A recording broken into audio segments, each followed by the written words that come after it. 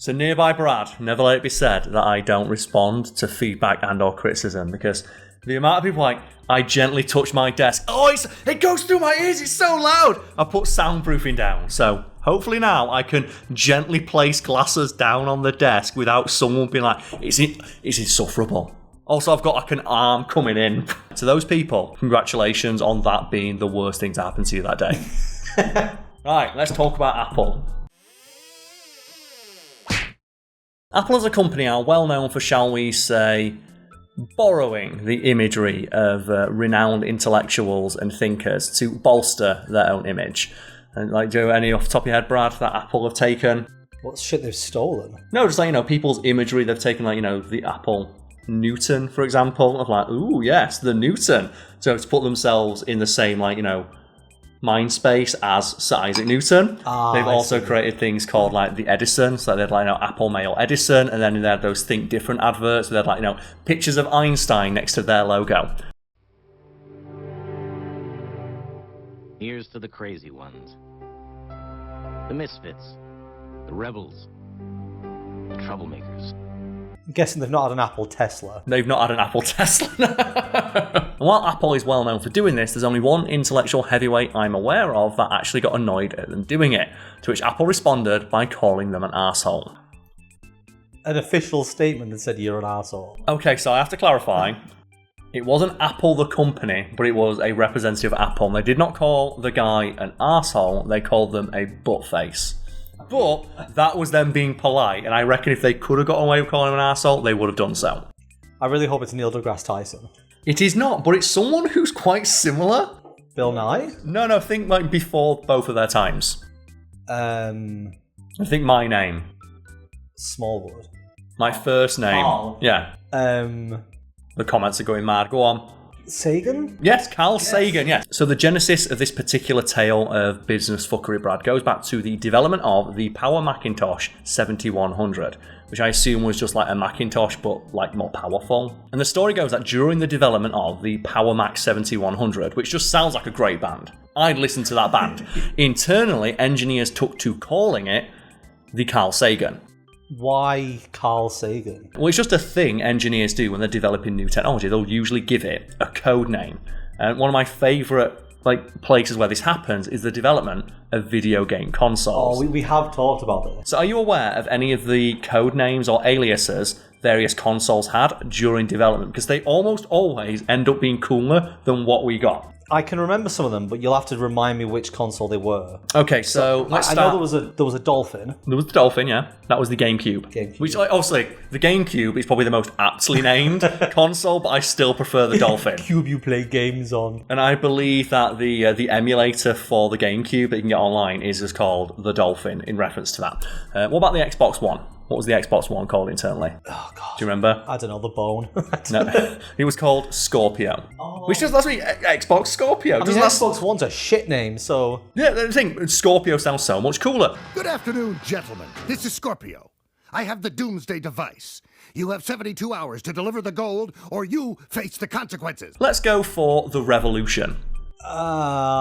Dreamcast? The Wii. The Wii. Okay. Yeah, and admittedly, again, the Wii is a pretty decent name. And people made fun of it, it sounds like Wii P. But I like to think it's Wii, as in Wii Play, and then the logo is a W and two eyes, which look like two little people. Two friends sat down playing games together. The Wii.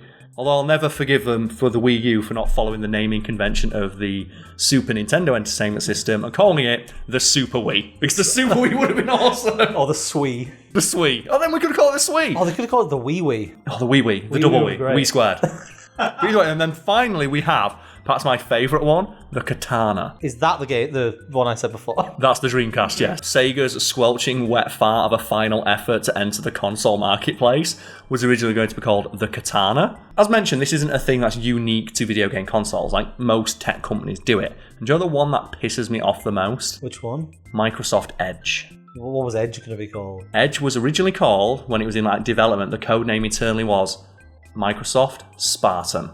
Oh. As a nod it to just Master. Sounds strong. Yeah, but it's a nod to Master Chief, the flagship character Apparently so. Anyway, remember we made that video about that? Well, you know, the flagship character of the champion IP of the Xbox brand, like which Microsoft owns, Master Chief, who is a Spartan. Also, Edge works with Cortana. So that was the idea there of, like, you know, Cortana works seamlessly with Spartan. But they did market research and went, well, no one really knows what Spartans are, no one knows who Master Chief is, but it still sounds way cooler. Yeah. I mean, what are they talking about? No one knows what Spartans are. Like, 300 was a massive film. What's the thing? Like, what's Edge? Exactly, yeah. That's the thing. What is Edge?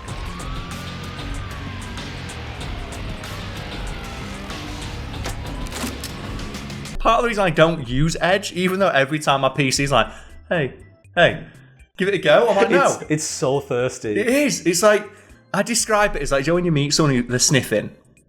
This is the concept. People, do you know about the concept of sniffing? Well, the concept of sniffing is like, it's this. And it's like, Microsoft Edge is like, every time you install Chrome or Firefox or Opera or something, Edge is like, it's this. Oh, if you accidentally press the help button, and Edge pops up, and then as soon as it pops up comes the next pop-up of, would you like to make this your primary browser? Or you try and open a PDF and Edge is like, I've got this. Like, no, you open it in what I say. And you know what, the thing that's most annoying though is like Microsoft Cortana. In America, they actually got the voice of Jennifer Hale, who's the voice of Cortana in the games, but the British version, the UK version, has just some British lady who's not the voice of Cortana. And in that vein, Brad, what voice would you want for like a helper like Cortana, Siri, Alexa, any of those? And I'm saying all of them out loud so people watching our videos have their own devices just going crazy at home. You gotta say, hey Google. Okay, so hey Google, hey Siri, hey Alexa. Hi, I'm Siri. I was excited. I have all of those things and I was wondering which one would listen first. But yeah, so which voice would you want? 'Cause I think I would want Jen Hale's Cortana. Yeah. It's like, hey Cortana, call me Master Chief. It's like, yes, Master Chief Daddy. It's like, yes. I think just for the absolute comedy, I would want Anthony Daniels doing C-3PO. Because asking that things and then it's like, it's like, shut up. But I have a bad feeling about this. You'd be so mad, wouldn't you? No, what you want is you want R2-D2 for the memes. But no, bringing it back to Apple, Carl Sagan and the Power Mac 7100, which the more I say it, the more it's warming on me. The Power Mac. It sounds like a washing machine. It sounds like something you'd use to like clean shit off your driveway. Yes. Yeah. So it's likely that Carl Sagan, like, you know, the esteemed astronomer, would likely have had no idea that internally Apple were using his name for the name of one of their, like, you know, devices in development. If not for the fact that like, Apple themselves admitted so in an interview with MacWeek. And they presumably gave away this information so freely because they were acting under the presumption that Carl Sagan would either appreciate the gesture or not throw a massive hissy fit. What do you think he did? I'm going to guess that he didn't appreciate the gesture and he threw a massive hissy fit. And what Carl Sagan did is he sent a pissy letter to Apple asking them to, like, you know, not use his name internally, to which Apple said, why do you care? It's used internally. It's, you know, it's meant as a, you know, a nod to your, you know, your role in the world of science and technology and stuff like that. You know, it's something done out of respect for you and your work. It's not going to be used in marketing. It is not to imply that you endorse our product one way or the other. It's just being used internally by engineers. That wasn't good enough for him, so then he sent a letter to MacWeek being like, I do not endorse the Power Mac 7100. They're using my name without my permission. So like Apple quietly said to the engineers, like, just change what you're doing. And when Carl Sagan called up and asked, so are you still using my name? It's like, no, we got another name for it internally now. It's like, what's that? It's like, it's the BHA. What does that mean? And the weary Apple rep at the end of the phone, no doubt after a big sigh, just went, butthead astronomer. And that's the thing. Like, that is so, like, pathetic. You've kind of got to respect it, haven't you? Like, butthead astronomer. And Brad, what do you think Carl Sagan did in response to hearing that? The new name for the Carl Sagan internally was now the butthead astronomer. I don't know. Like, did he ask them to change it back? No, he sued them. Oh, he God. threatened to sue them for libel. And here's the thing, folks at home. You can't be sued for libel for calling someone a butthead or an arsehole or anything like that, because that's an opinion. And opinions are covered under the First Amendment. And this is where I want Lucas to edit in a flag and an American eagle. It's like, yeah!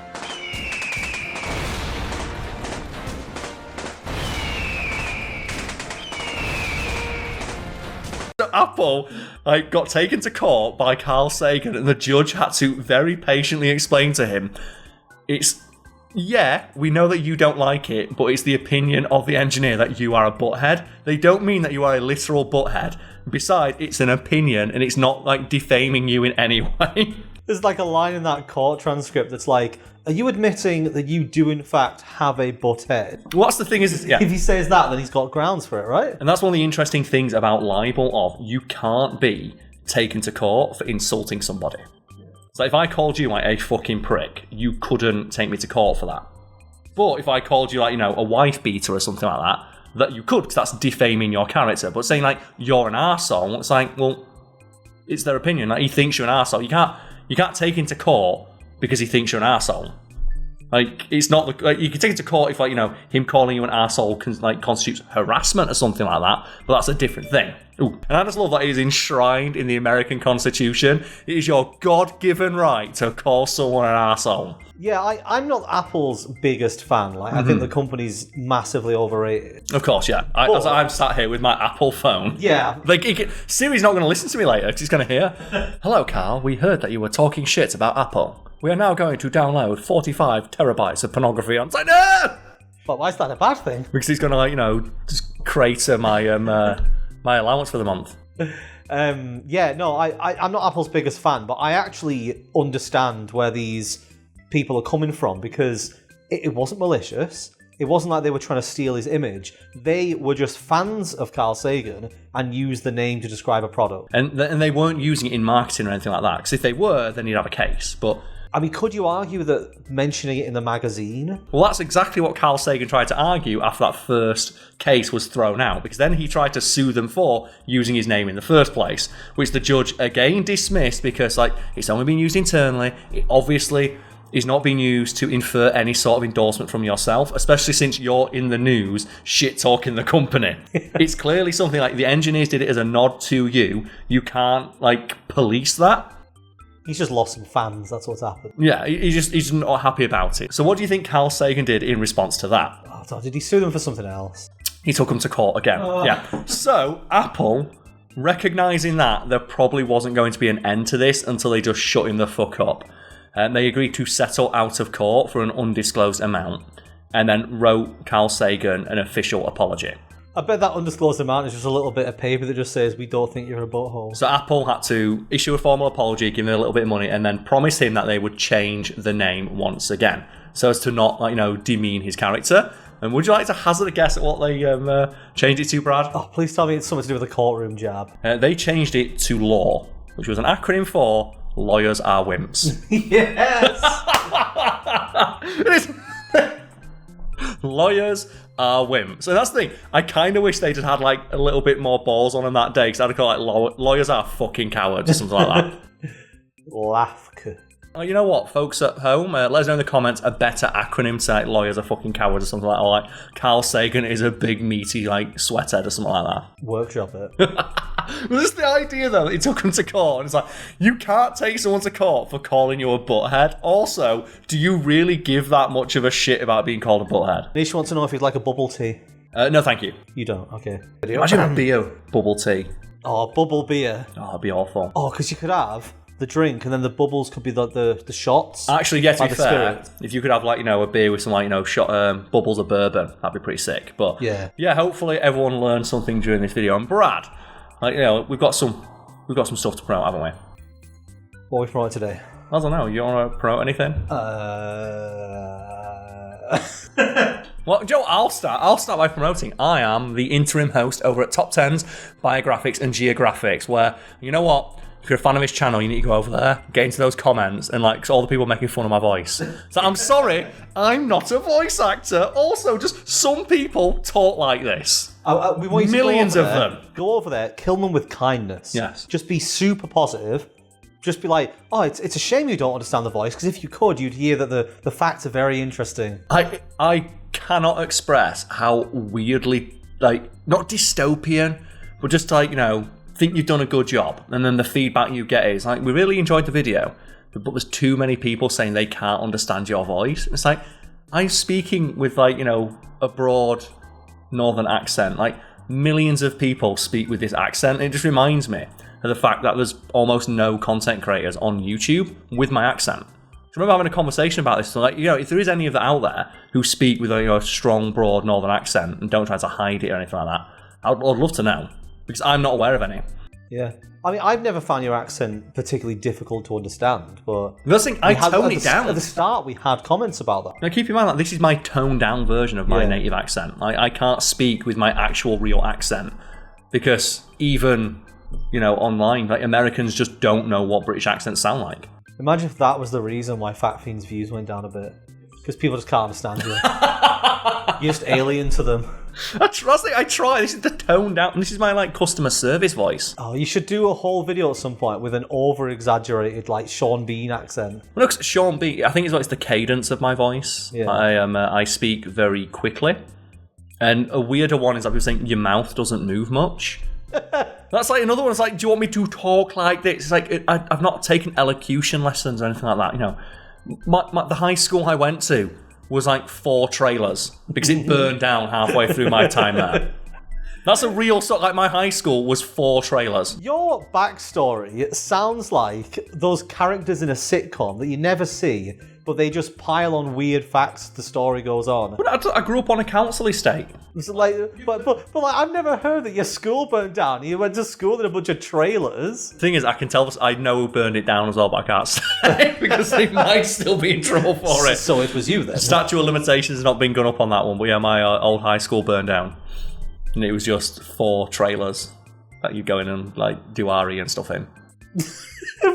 Specifically RE. I just meant God smited the old school. I think they just put the shit classes in the trailers. And what was the rest in the burnt out husk of a school? Yeah. Just Karl sat on his half a desk covered in soot. You know what? I think I've done pretty well for myself, considering that. People always ask me, it's so what's your plan? It's I ain't got a plan because I never expect to get this far. If you'd have asked me when I was 11, 12 years old, would I be running a business, just writing about facts? Because when I was a little nerdy, 11, 12-year-old Karl, reading his fact binders that he got from the library about bugs and dinosaurs and, just playing Tekken and stuff. It's thinking to myself, I'll make this into a career.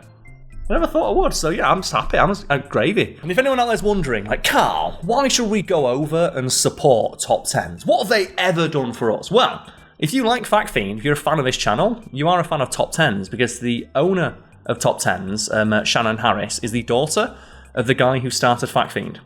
So I think I've told this story a couple times before, but a Cliff Notes version is that Fact Fiend was started basically as an outlet for me because I did so much research and I would post on Facebook, I think, fun fact I learned today. And the editor of Top 10s and the former owner, Shell Harris, who's unfortunately passed on now, liked that and just basically one day emailed me hey Karl, I made you a website. I said, what? Because he was a website designer. So yeah, it's called Fact Fiend. Here's the login information. I like your stuff you do on Facebook. I thought maybe you want a proper outlet for it, so you can just post it here, and then you can direct people that way instead, and then it'll earn you some ad revenue. And I was like, oh, thank you. So I started posting to that, and just I think a year down the line, when it had 200-300 posts on there, I just got an email from Shell. I was like, oh yeah, because we split the money straight down the middle. Said I've been saving all the ad revenue it earned. Here's your half. I don't want any of it. It's yours now. Here's all the login info. That's cool. Yeah. And I ran it for a couple of years, and then when Fact Fiend the channel started, I was still writing for Top 10s occasionally. Shell again wished me well, sent me $1,000 of seed money just as a thank you. If anyone likes the logo, they designed this. Shell designed the logo. They came up with the name, and yeah, when I was reached out to by his daughter to take over hosting duties, I was like, absolutely, yeah, I'll do anything to help you. The whole reason I can say my living is earned drinking beer and talking with my friend is because your dad gave me a chance a decade ago now. I'm more than happy to return that favour and go host for you guys. So yeah,